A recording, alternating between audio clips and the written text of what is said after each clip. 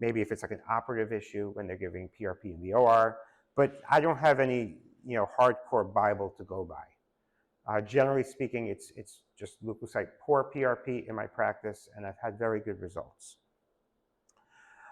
So evidence. Here they're doing PRP versus steroid for plantar fasciitis.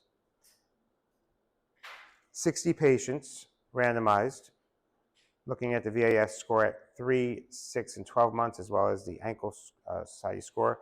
So they concluded that at 3 to 6 months, there was not much of a difference.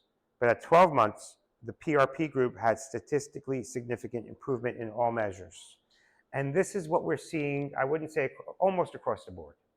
Generally speaking, PRP versus steroid, PRP takes longer to work, but lasts longer and less side effects.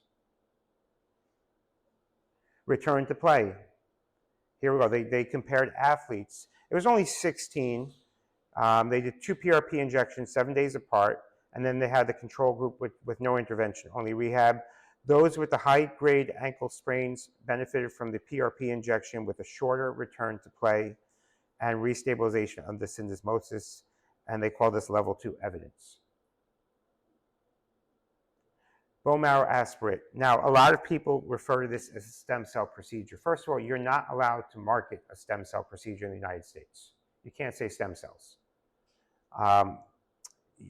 It's MSCs, mesenchymal signaling cells. So it's BMAC, as we call it. There's about 1 in 30,000 colony-forming units, CFUs, progenitor cells. And we're looking to increase these by at least 5-fold. And remember, it's not stem cell therapy. There may be some stem cells in there, but you can't market it as that.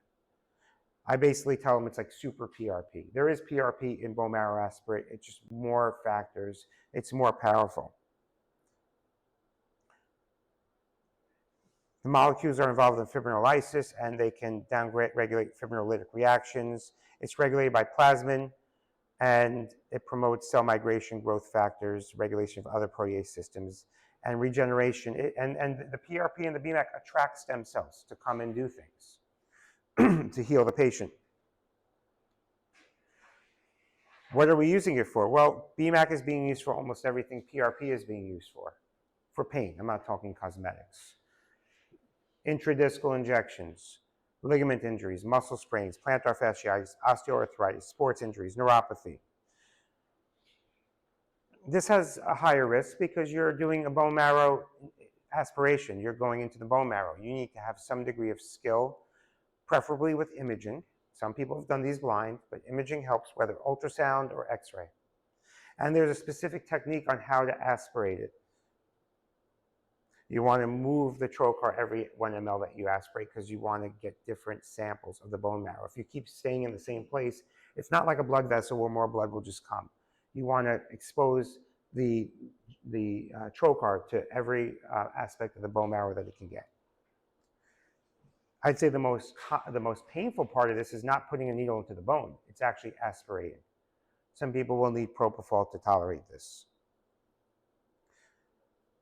I never seen or heard anyone going into the sternum for this. That's kind of risky. I would never do that. Some people do go into other long bones like the humerus or the femur, but mainly it's the iliac crest. The iliac bone is not the crest. The iliac bone is where we access. Contraindications similar to PRP.